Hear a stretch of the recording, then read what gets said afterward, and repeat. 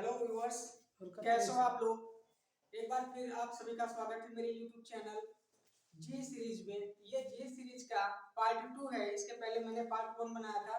तो आज मैं आप लोगों को इस पार्ट का ये जो दूसरा भाग है, इसमें मैं आज आप लोगों को बताऊंगा वोवेल्स कॉन्सोनेंट के बारे में।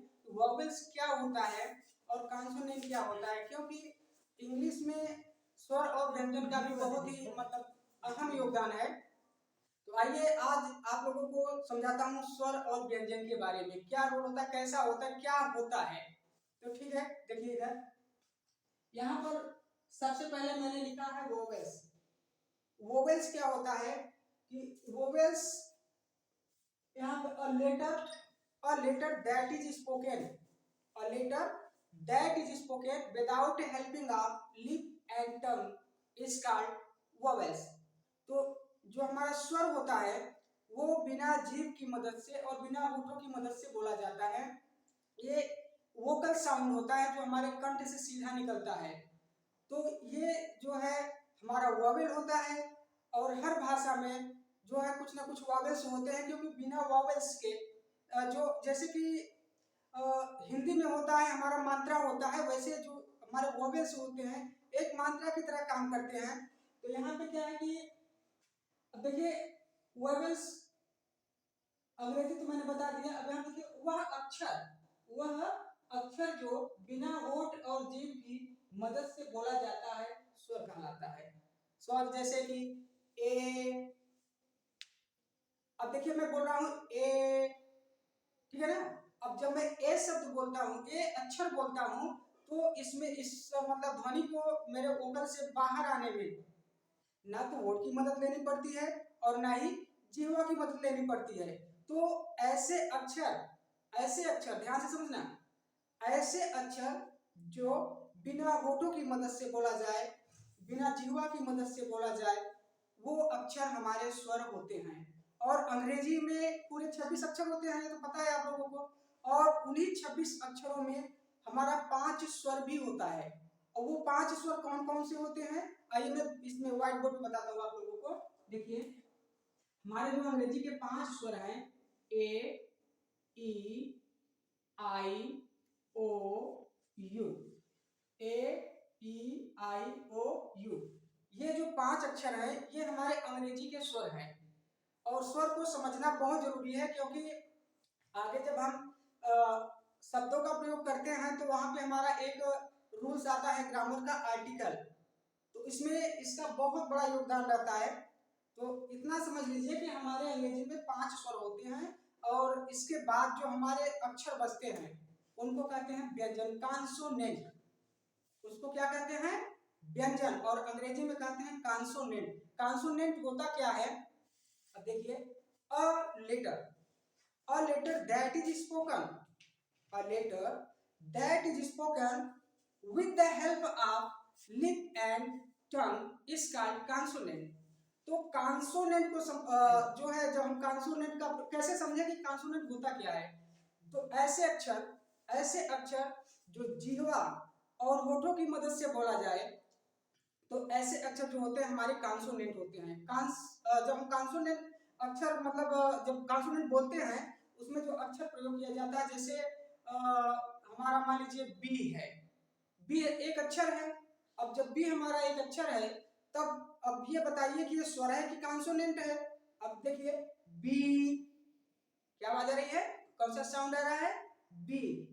अब जब हम बी बोलते हैं तो हमारा ये बी, ये जिह्वा का हमें मतलब मदद लेनी पड़ रही है, जिसको हम टंग के माध्यम से बोल रहे हैं। जो ध्वनि निकल रही है वो टंग के माध्यम से निकल रही है और टंग का हम उपयोग कर रहे हैं।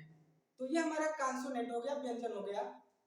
देखिए यहाँ पर हमारा जो कॉन्सोनेंट है इसका मैंने इंग्लिश में भी डेफिनेशन दे दिया है और हिंदी दोनों में दे दिया है। अगर जो बच्चे इंग्लिश में याद करना चाहते हैं अपना इंग्लिश में याद कर सकते हैं, और जो बच्चे हिंदी में याद करना चाहते हैं हिंदी में याद कर सकते हैं। एक बार फिर से देख लीजिए, वोवेल से चलिए, वोवेल से चलता हूं। अ लेटर, कोई अक्षर, दैट इज स्पोकन जो बोली जाती है, without helping of lip and tongue is called vowels. तो बिना मतलब होठ और जीभ की मदद से जो बोला जाए वो हमारा स्वर होता है। और हिंदी में देखिए वह अक्षर जो बिना होठ और जीभ की मदद से बोला जाता है स्वर कहलाता है। अब देखिए स्वर, स्वर क्या होता है? ए ई आई ओ यू। समझ में आया स्वर? समझ में आ गया ना? ओके। अब देखिए फिर हमारा कॉन्सोनेंट। कॉन्सोनेंट ध्यान से समझिए। अ लेटर, कोई शब्द, दैट इज स्पोकन, जो बोला जाता है, with the help of lip and tongue, is called consonant. अब इसका हिंदी में देखिए, हिंदी में क्या है? जो अक्षर होठ और जीभ की मदद से बोला जाता है या बोला जाए व्यंजन कहलाता है। आप इतना ध्यान दीजिए कि 26 अक्षर में इन 5 को निकाल दो, ए ई आई ओ यू, इस 5 को निकाल दो, उसके बाद जितने भी अक्षर बचते हैं वो हमारे व्यंजन होते हैं। तो अब मुझे लगता है आपको स्वर और व्यंजन सही से समझ में आ गया होगा। अब चलिए हम इसके आगे का बताते हैं। अब इसके बाद नंबर आता है हमारा ग्रामर का। ग्रामर क्या है? अब हम ग्रामर के बारे में बात करेंगे और यहाँ से धमाकेदार शुरुआत होगी। अब ट्रांसलेशन की दुनिया में चलेंगे, ठीक है? आइए ग्रामर के बारे में समझते हैं। ग्रामर जो होता है बहुत ही महत्वपूर्ण एक पार्ट होता है इंग्लिश का। इंग्लिश भाषा का एक बहुत ही जरूरी और महत्वपूर्ण पार्ट होता है। तो आइए समझते हैं ग्रामर है क्या। ग्रामर है क्या, ग्रामर क्यों प्रचलन में आया?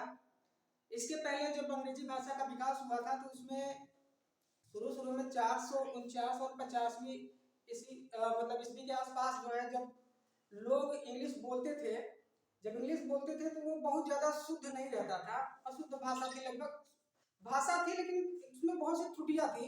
तो उसी त्रुटि को दूर करने के लिए 17वीं शताब्दी में जो है लिंडली मरी नामक एक बहुत ही मशहूर, बहुत ही महान जो हमारे इतिहासकार थे, जिनका जन्म अमेरिका में हुआ था, उन्होंने देखा कि अंग्रेजी जो बोली जा रही है उसमें बहुत सी कमियां हैं, उन कमियों को दूर कैसे किया जाए। तो 17वीं शताब्दी में क्या किया था, उन्होंने इस पे थोड़ा ध्यान दिया। जो अंग्रेजी में जो जो भी त्रुटियां आती थी, उन्होंने मेहनत करके एक बड़ी सी ग्रामर की किताब बनाई।